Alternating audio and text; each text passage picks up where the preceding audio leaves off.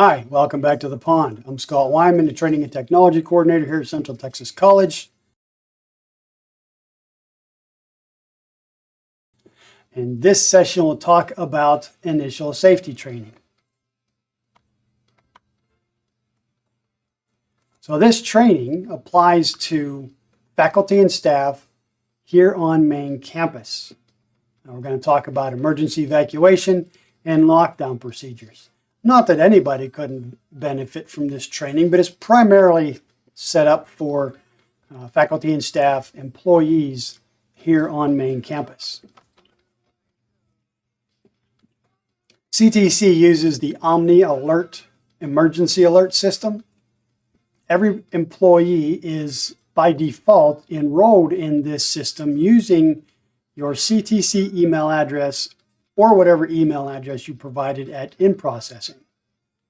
So unless you check your email all the time, especially during alerts, you may not know. So I highly recommend that everybody go into this system using this email address right here and add phone numbers, cell phone numbers. I believe you can add up to 5 cell phone numbers, but I'll say 4 cell phone numbers. To receive text messages in case of emergencies. And I believe there's also, you can even set up a voice message system. So if you still have a landline at home, you can set that up to receive a voice notification. The goals of risk management are pretty simple. First, they want to anticipate, prepare, and prevent safety hazards. It's kind of what they do, right? And through this training, we want to help prepare everyone to respond appropriately and safely in emergency situations. And I want to emphasize respond appropriately, okay? Through training, practice, mental exercise, that's what's going to help you respond appropriately in emergency situations. It's those knee-jerk reactions when you don't know what to do. That's when you'll lose that safely factor in this. So take heart in what we're going to talk about today. Yeah, some of it's going to be boring, I'm sure. So respond appropriately and safely in emergency situations. The role of faculty and staff. Well, there are many roles, many aspects of our roles. But number one, you need to be aware of the risk factors for your position. Whatever risks there are involved, and every position has risks. Even my position as a training coordinator has risks. So just know what those risks are, and you need to perform your daily duties in a safe manner. Don't put yourself or other employees at risk. Then you also want to be aware of the risk factors of your environment. And I don't mean just, the room where you work or the area where you work or even the building where you work. Many times we get out of our offices and we go to other places on campus. So you need to be aware of the risk factors in those areas as well. Just pay attention to your surroundings so that you know what's going on. You need to be familiar with CTC's Safety Policies and Procedures Manual. Now let me show you where you can find that. That Policies and Procedures Manual can be found on the Faculty and Staff webpage. You go to Risk Management, and from there you select Safety Policies and Procedures Manual. That's going to open up the web page, and it's broken down by section. So they have 100 series, 200 series, 300, 400, 500, and 600 series. Now, you don't need to memorize every one of these policies.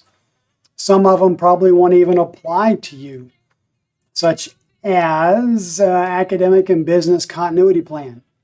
What? Well, if you find that policy applies to what you do, then you need to be familiar with it. Bombs and bomb threats. That's something that everybody should be familiar with. Temporary food event checklist. If you don't have any events where you're going to be serving food, then you probably won't need that. But again, have a look through here, know which ones apply to you, and take heed, read them, and be familiar with them. Okay? You also need to report any and all unsafe conditions that you find on campus. Don't just ignore them and hope somebody else will report them, because when you ignore it, somebody else could get hurt. We don't want that, right? We want to keep everybody as safe as possible. Now, we have forms that you can use to report unsafe conditions. So let me show you where that's located. Naturally, they're going to be in eTrieve, so I'll just switch back over here to my browser.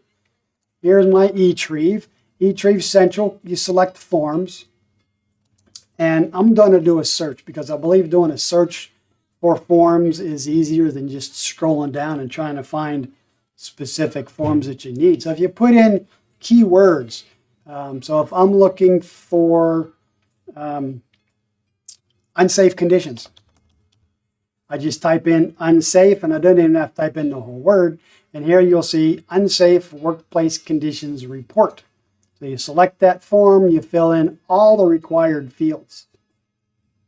All right, not all fields are required, but some of them are pretty important. And then it gives instructions down here for how to submit this form. And it's really pretty simple. Once you get it all filled out, you're going to click the Submit To button, okay? Submit To, because, well, this is something new I'm trying.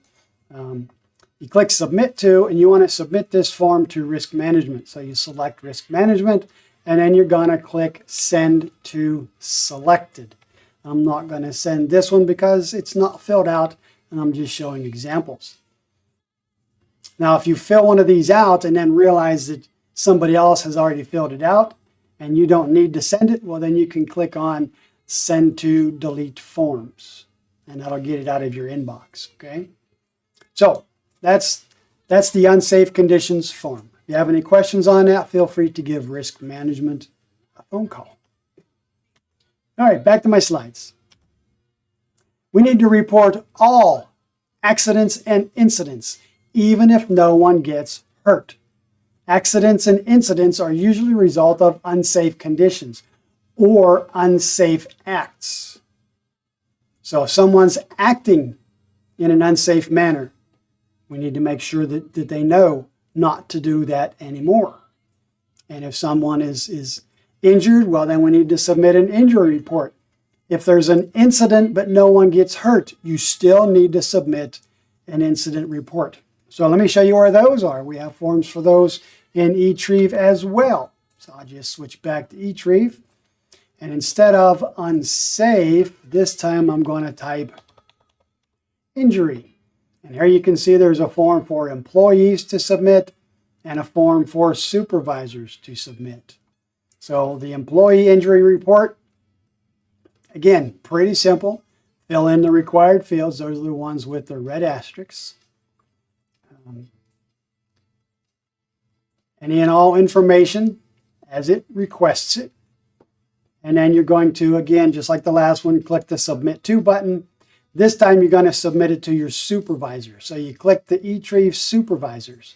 And then you're going to do a search for your supervisor. So if my supervisor is Shelly Gonzalez, then I can type in her name, either Shelly or last name. Okay, select that individual, and then you click Send To, and it'll send it to your supervisor. If you come across this and you find your supervisor is not in the list, give me a call at 254-526-1381 or shoot me an email. I'll put my email up there. And I'll be sure to add your supervisor so that if anything like this happens again, you'll be able to send this form to your supervisor. All right, back to slides. So bottom line on your responsibility is you want to keep yourself safe by thinking before you act and perform your duties in a safe manner. Okay? Safety should be at the top of everybody's to-do list. As an employee, it's your job to keep yourself and other building occupants safe. So in order to do that, again, you need to be familiar with emergency procedures. So I refer again to the Safety Policies and Procedures Manual. I'll list a few of them as we go through here. Well, I won't list. I'll name a few key policies as we go through this, so you'll know where to go to get more information. You need to keep your emergency contact information up to date. What this is we ask that you give your supervisor some emergency contact information, cell phone number, ideally, okay, cell phone number, home address, alternate phone numbers, that kind of stuff. Know that this information isn't posted publicly anywhere. Supervisors will keep that to their confidence, with the exception of once a year, risk management will send an email out to all of us building coordinators requesting an update. Building coordinators should have an updated copy of the emergency contact list for everyone in their building or in their area, depending on how their duties are set up. So supervisors may share that information with the building coordinator, or the building coordinator may approach you individually and request that information. Again, it's held in strict confidence. It's not shared with anyone other than risk management. So anytime a phone number changes, an address changes, make sure you notify your building coordinator, your supervisor, so that they can update the master list and let risk management know. You should always plan on how you're going to assist other people in emergency situations, because not everybody's going to be able to just get up and get out well, maybe like you can. Some folks have disabilities. Some people have impairments. Some people may just freak out and not know what to do in an emergency because they didn't pay attention to Scott when he was given the safety training. So know your building's evacuation routes. Okay, every building has specified evacuation routes. They have a primary route and an alternate route. Know both of these. The primary exit should be used first. If you can't get to that primary exit, then you should use the secondary exit. Know how to safely evacuate downstairs. We'll get a little bit more into that here in just a few minutes. Know evacuation chair locations. For the most part, they're located at the top of the stairs in the second floor of a building. If you don't have a second floor in your building, you're not going to find an evacuation chair. And you need to know how to assist people with impaired mobilities. Like I said, due to disabilities, some temporary condition, or maybe just people that get scared and freeze up. So this is the building posting. Let's see if I can zoom in without it looking all nasty. So on this building posting, you'll see we have here at the top, emergency lockdown procedures and shelter in place.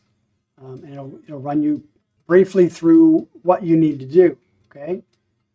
Then it also has the primary evacuation routes, which are in red, okay, heavy red. Alternate evacuation routes in a smaller, lighter red. It shows you where all the exits are. These triangles show you exits. It shows you severe weather locations. We'll talk more about severe weather later on, but you'll notice that all of the severe weather locations are interior rooms with no windows to the outside world, okay? All interior rooms. We also have listed on these building postings fire extinguisher locations. Here you can see fire extinguisher, extinguisher, extinguisher, extinguisher. And it also lists or shows the AED. Here's my AED for this building right there. Okay, AED. Okay, so that's the building posting. These building postings should be beside or posted by every interior door. Now that doesn't mean every office needs to have one. We're talking interior exit door. So if I come out of my office and I turn towards an exit sign, I should see one of those postings. Okay.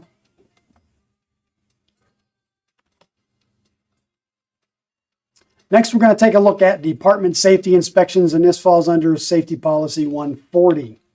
These should be done on a monthly basis.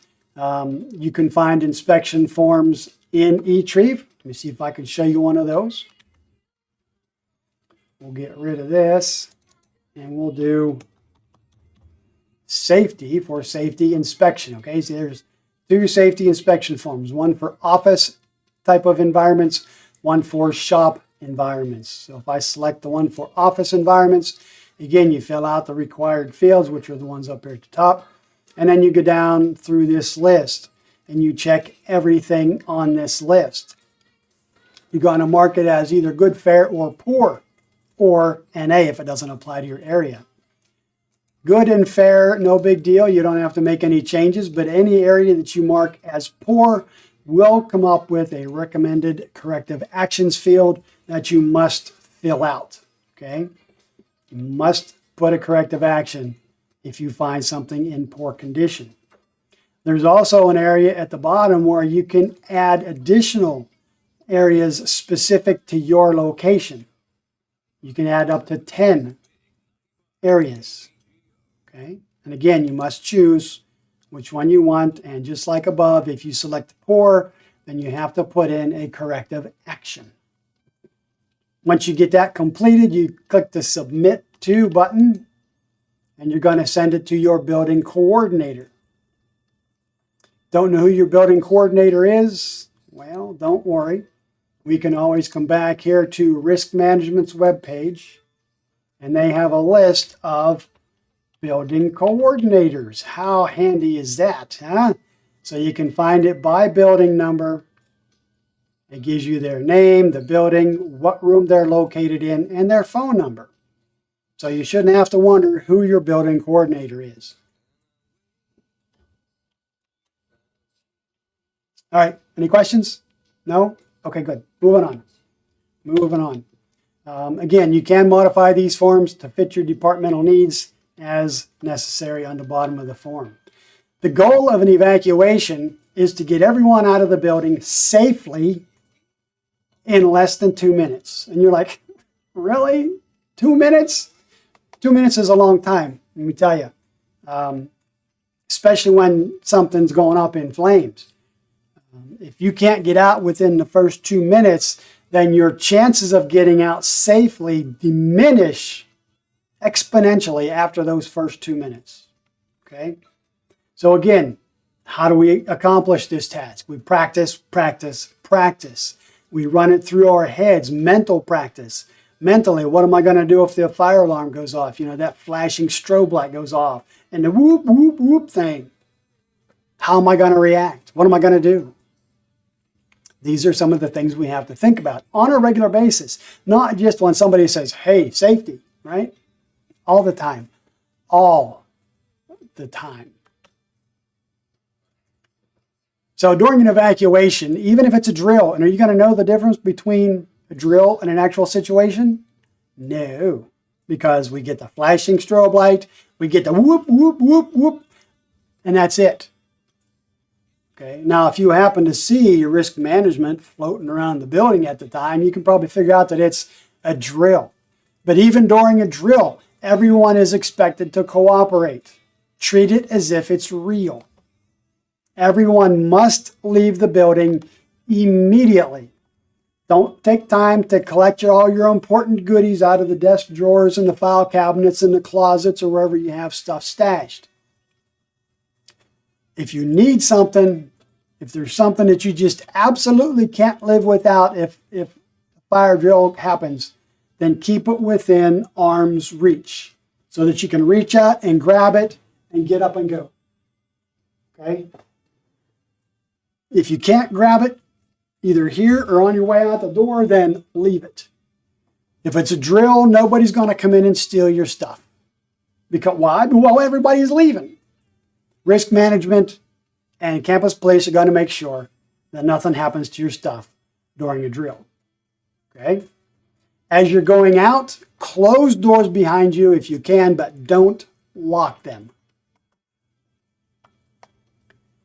For supervisors and faculty, you're kind of in charge of some folks. You got to make sure that some folks are safe and that they evacuate safely. So first, know your evacuation routes. Make sure your folks know their evacuation routes. Designate a meeting place outside. Okay, risk management doesn't specify where the meeting places are for each building. That's up to you, the supervisor, or you, the instructor, the faculty member. Make sure your folks know where the meeting place is. Don't just say, well, if an alarm goes off, go 300 feet from the building. How are you going to keep control of the situation if you got people going every which way? A fire drill doesn't mean drive down to Dunkin' Donuts and get a cup of coffee. It doesn't mean go sit in your car and have a smoke. You go to the meeting place, and then if you can be dispersed from there for whatever reason, then your supervisor or your instructor or professor will let you know that you can be excused for whatever at that time. Okay? I mean, come on, all we're asking is for you to go out and get some fresh air. Don't mumble and groan and complain because you got too much work to do. Just get up, get out, and be safe. Okay? So again, 300 feet from the building. Building coordinators hopefully will have that posted somewhere in your building. Your supervisor should let you know where that meeting place is. Supervisors and faculty, make sure you report anyone who's missing. Faculty members, take your class roster with you. Supervisors, know who's supposed to be at work today. We highly encourage using the buddy system. Now, that isn't the kindergarten buddy system where you take a buddy's hand and you walk out.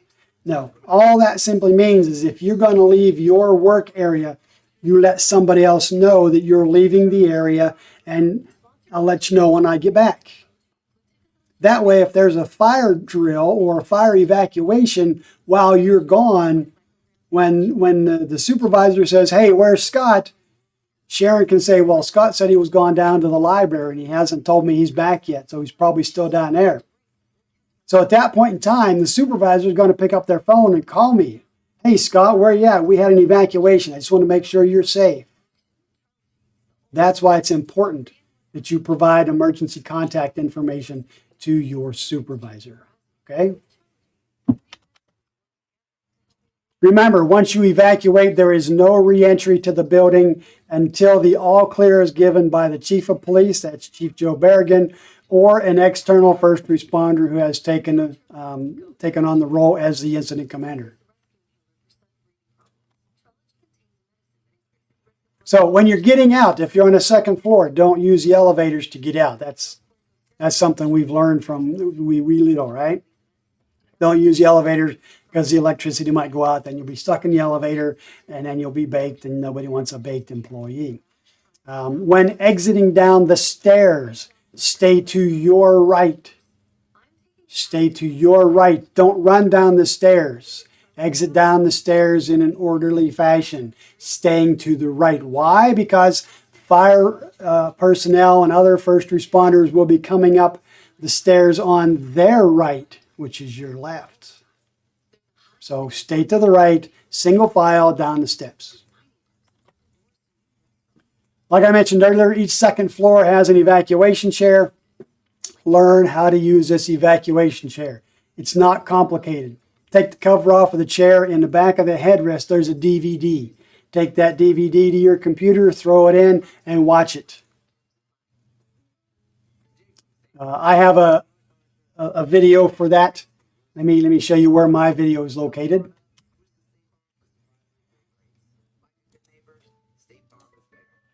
We're going to go to Human Resources, and we're going to go to Employee Training, and then e-training videos. Lots of good stuff in here, okay?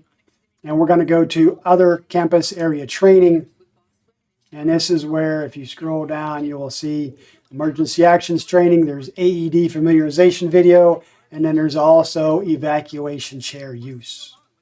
So get out there, check that out. You can always ask your building coordinator, hey, can I get some actual hands-on practice? All building coordinators have been trained on how to use this chair, and they should be ready to train you if you're willing to learn, okay? So learn how to use evacuation chairs. Even if you don't work on the second floor, even if your building doesn't have a second floor, go to a building with a second floor and check it out. learn how to use these, because you never know where you might be when an emergency arises. If you're unable to evacuate, you're trapped in a building for some reason, stay low to the ground, right? Because smoke rises. If you can, block smoke from coming under the doors or through the vents. You know, if you got jackets or whatever, stuff them under the door and into the vents.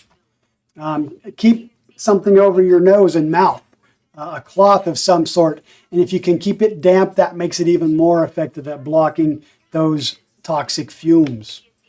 Call 911 if you can. Let them know that you're trapped in a building and you can't get out. Give them your location. If you're on the second floor and you don't want to jump, put a sign in the window that says, "Help, I'm stuck on the second floor." Okay? And then make noise as the first responders start coming in. Lay down on the floor and kick at the door, right? Make a bunch of noise. Let them know you're there. If we're ordered to shelter in place, so this is kind of the opposite of evacuation. If we're ordered to shelter in place, you're going to hear this notification come out over the internal intercom system. And the speakers for these are usually in the roof, and sometimes, at least in key areas, there's going to be an amber light that's going to be flashing.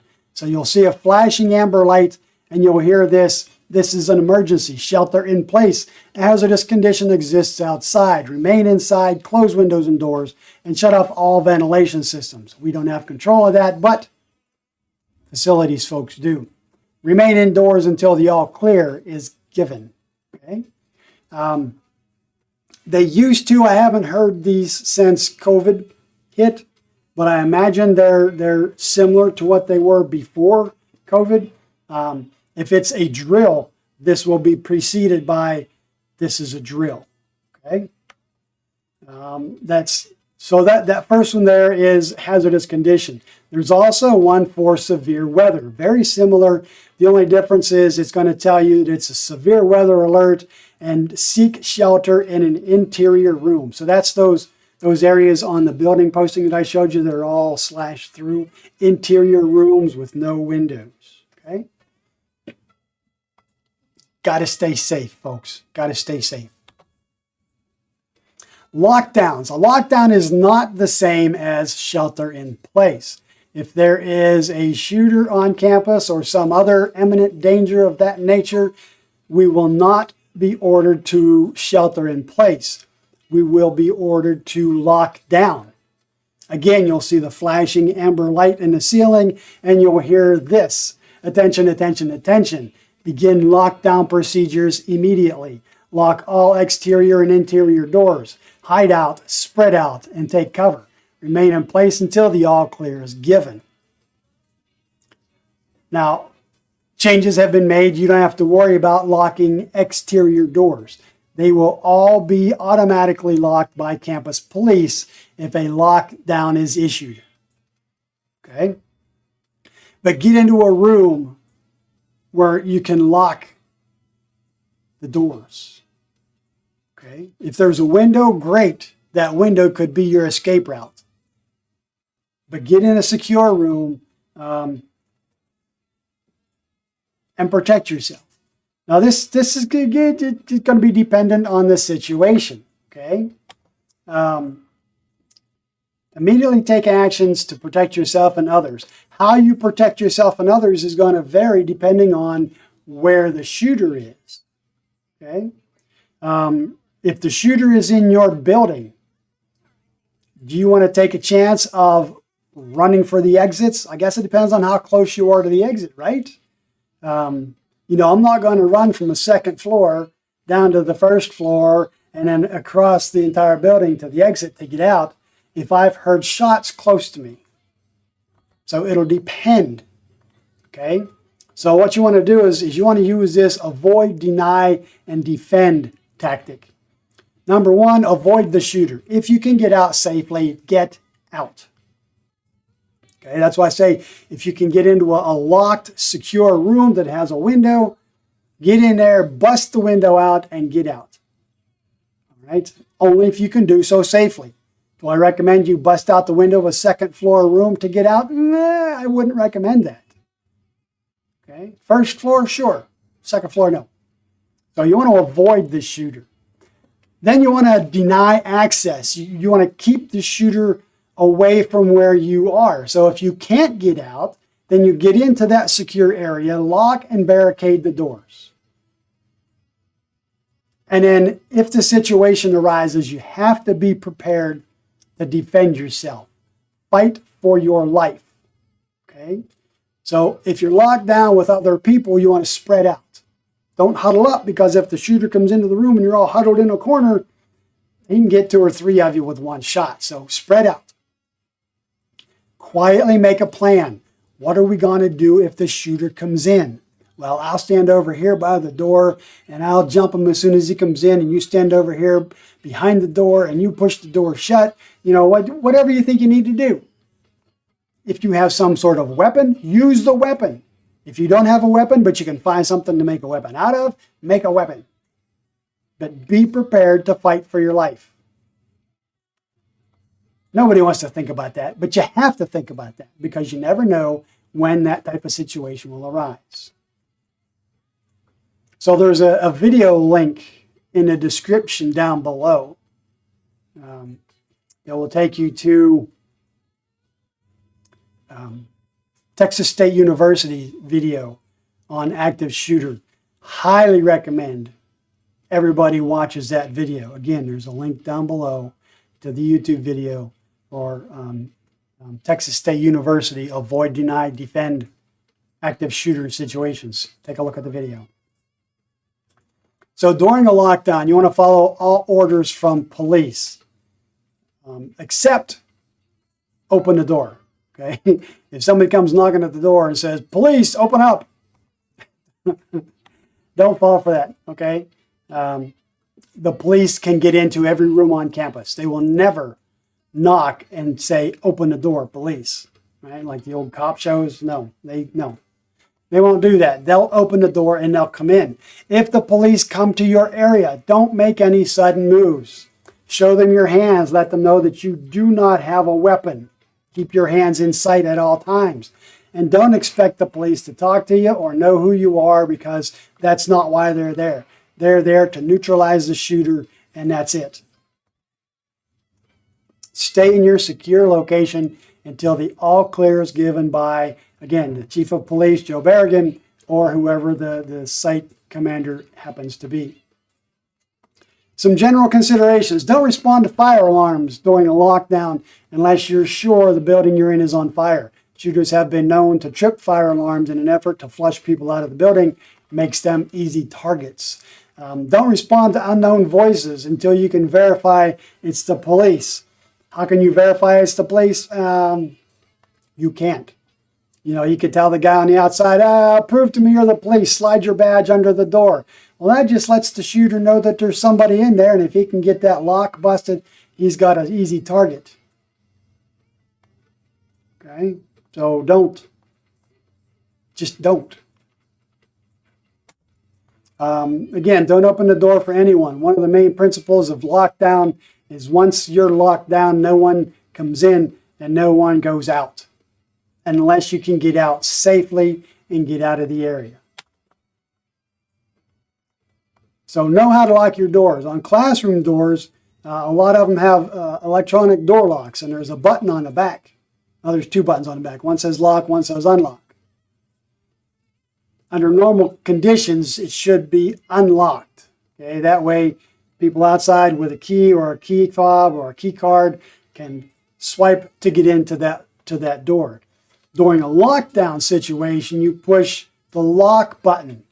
Now, once that lock button has been pressed, the only people that can open that door are campus police with their electronic key cards. Okay? So know how to silence your cell phone. And that may sound silly, but there are a lot of people out there that have no clue how to silence their cell phone. And let me tell you, a ringing cell phone is a dead giveaway during a lockdown. Know your building and know the different locations in your building where you can lock the door or you can barricade the door with a bunch of heavy stuff. Safety policies 110 and 115 cover emergency lockdown situations. So again, pre-planning, remember, think Run scenarios through your head. What would I do if a shooter came into my building? What would I do if this happened? What would I do if that happened? Okay? Mentally prepare is the only way that you're going to respond appropriately in emergency situations. All right, so just quickly, campus carry overview. I'm not going to get into a lot of detail about this. I want to keep it simple. If you have questions, call risk management or campus police. Read the policy if you're a concealed carrier. Okay, and you have to have a license to carry concealed on campus. So CTC Policy 131 covers campus carry. It applies to faculty, staff, students, and visitors. Violators are subject to criminal penalties. That applies to all CTC employees, students, and visitors. Central campus and service area locations are the ones that this applies to. CTC campuses on military bases, well, military policies override CTC policies. So Texas Government Code, for the purpose of this section, campus means all land and buildings owned or leased by an institution of higher education such as CTC. As I said earlier, you must have a Texas-approved handgun license in order to carry concealed handguns on campus. Concealed carry means that no portion of the handgun is wholly or partially visible. You must carry the weapon on or about your person. That means that the handgun must be close enough to be grasped without changing positions. So does that mean you can have it laying on your desk because you can reach it easily? No, because that's not concealed. It has to be concealed. Okay? Open carry of handguns is prohibited at all institutions of higher education. Concealed carry, yes. Open carry, no. You cannot reveal any part of your weapon. A reveal is the act of displaying a handgun, either in whole or in part. Okay, if someone else sees your concealed handgun, it's not very well concealed, and they can report you being in violation. So if you're carrying, make sure it stays concealed. Carrying firearms other than a concealed handgun is illegal. No long rifles, no shotguns, nothing of that nature. Only handguns on campus. So a few frequently asked questions. Can other people find out if I'm licensed to carry? In other words, can someone walk up and say, hey, are you licensed to carry a handgun? Generally, no. The only people that can do that would be a police officer. Okay?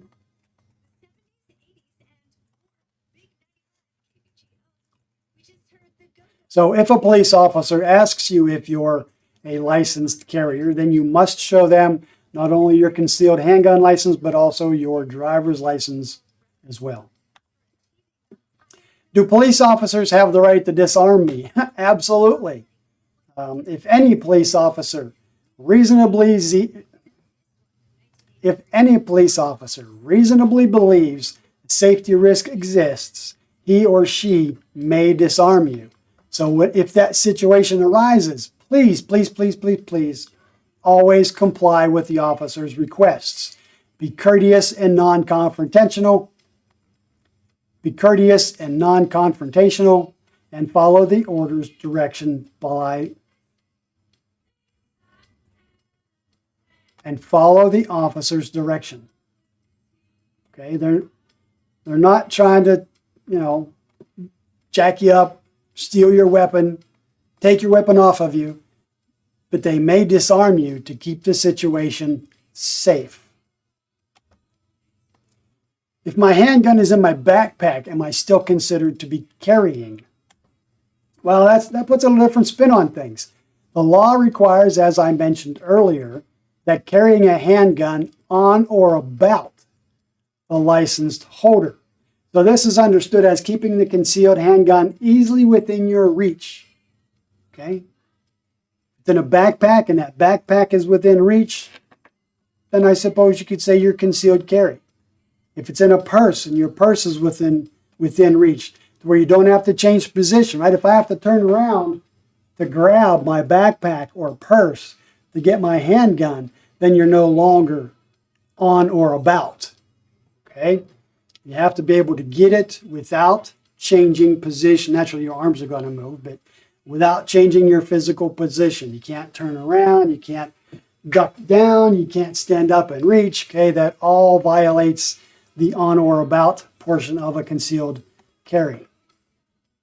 That means if you have it in your purse or your backpack, and you have to go potty, well, then you have to take your backpack or purse with you because that handgun must stay within your reach. If my handgun is on the seat beside me in my car, am I violating campus carry law? Yes. If it's on the seat beside you, it's not concealed. So it has to be where a person walking by, looking in your car, can't see it, stuffed between the seat and the console or in your door pocket or something. But it cannot be visible while you're on campus. If you do see a violation of this policy, please report to the campus police. There's their phone number, 526-1427. Call 911 if it's an emergency situation. And again, like I mentioned earlier, for additional information, contact Risk Management at 254-526-3028 or campus police at the number above.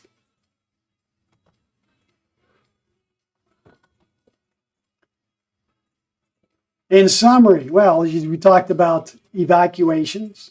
We talked about shelter in place. We talked about lockdowns. And we finished up with concealed handgun carry.